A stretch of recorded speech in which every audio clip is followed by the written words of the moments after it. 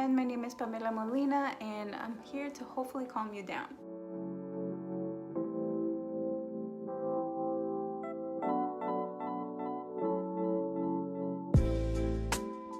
Alright, so we're going to start off with what's prolactinoma.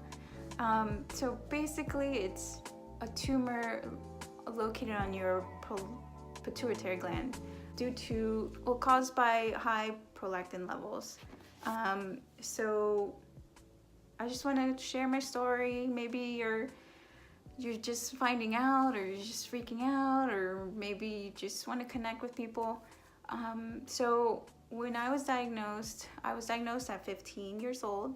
I've had it for going on 10 years now, and it's been a journey. I know that when you hear the word tumor, people are just like even when I first tell people my diagnosis or what I have, they're like all awkward at first, but I'm just so used to it and just want to explain my experience that people don't see. So fortunately, the benign tumor is a tumor that you can control. It can be controlled either by medication, surgery, or radiation therapy. But for a good solid 6 months, I didn't have my period, and that was the first time I noticed okay, something's up. So I decided to finally give in and tell my parents, look, this is happening, this is going on. I think it's time to go to doctors. So we went to the doctors, and my physician did some blood tests and noticed that my prolactin hormone level was high. So we scheduled the appointment to do an MRI. MRIs is basically when you do a brain scan, X-ray, or whatever you want to call it. And that was a new experience that at my age I just really, it was taking time to just soak it all in. So I remember when the doctor finally called us in, my mom was nervous. She even asked the doctor, should she be here? Should it just be me and you talking? And she was like, no, she has to be here. So after that, we were referred to a specialist, an endocrinologist. And that's where they started me on medication. I was on cabergoline for a good 3 years, to where I was young, and honestly I was not responsible, and I was careless. I didn't want to accept it that I had it, and at the same time I was young, and I wasn't thinking right.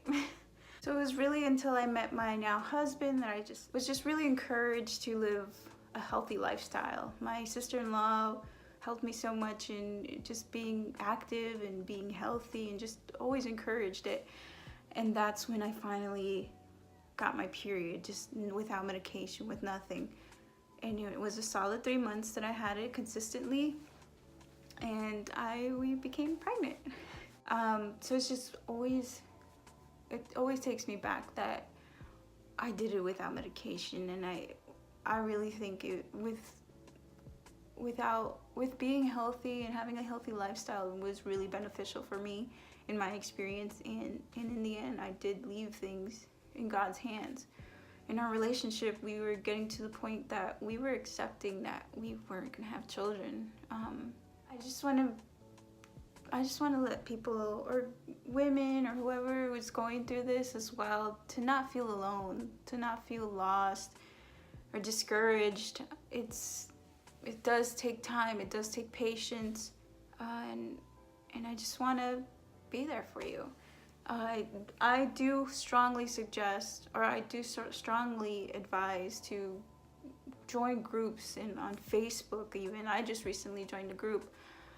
Talk to your friends, talk to your family about it, pray, and you will get through it. There are side effects to the medication that is just so draining. There's moments where I'm like, why do I have to go through this? But then there's times where I just I forget that I have it. There's ups and downs into it. Now that we've had our son, my husband and I are starting to think of baby number 2.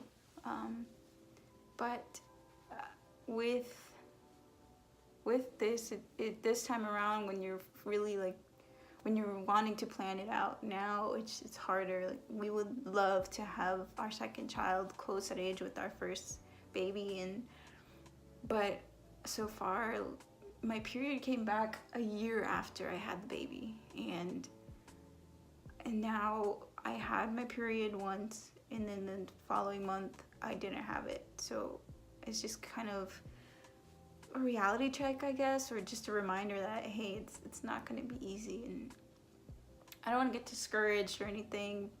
I do have hope. I have to have patience, but it's hard. But yeah, I just want to share my story, and hopefully we can connect somehow or some way. I am gonna get an MRI soon. I was thinking of recording it and going through the process of it and experience of it, because there's some people who've never done it before, and I remember my first time was nerve-wracking. And so let me know in the comments if you would like to see that. Also, I really want people to just not feel okay, like settled with one doctor, you know. Like, if you're not comfortable with the doctor, if you don't have that connection with your doctor, your specialist, you can always look for more. You can do your research.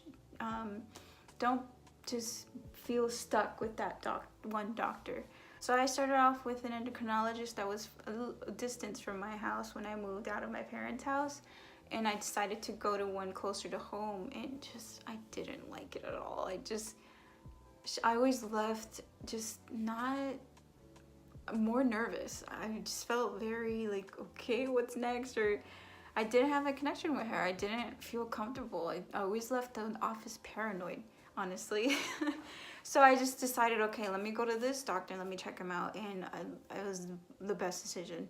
I loved how patient he was with me. He answered all of my questions, and since I was young, I started my treatment, and I always left it with my parents. I never really like did my own research or anything like that. So I really felt like, okay, I know what's going on. But I do really encourage to have that kind of bond with that doctor, and yeah.